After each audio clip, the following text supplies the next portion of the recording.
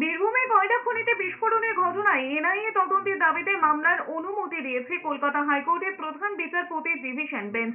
বিস্ফোরণের ঘটনায় এনআইএ সঠিক তদন্ত করতে পারে বলে দাবি করে মামলা দায়েরের অনুমতি চেয়েছিলেন আইনজীবী অনিন্দ সুন্দর দাস।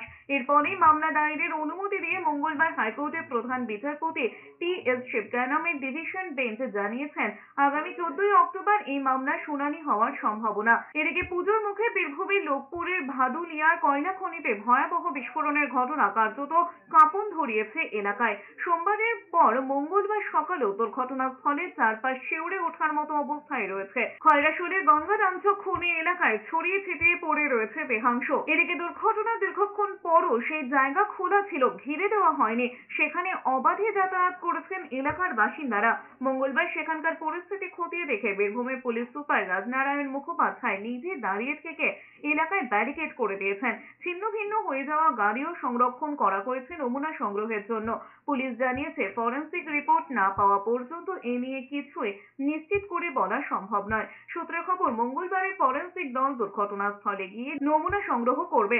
সোমবার দুপুরে গঙ্গারামচক কয়লা খনিতে ভয়াবহ বিস্ফোরণে 7 জন শ্রমিক প্রাণ হারিয়েছিলেন।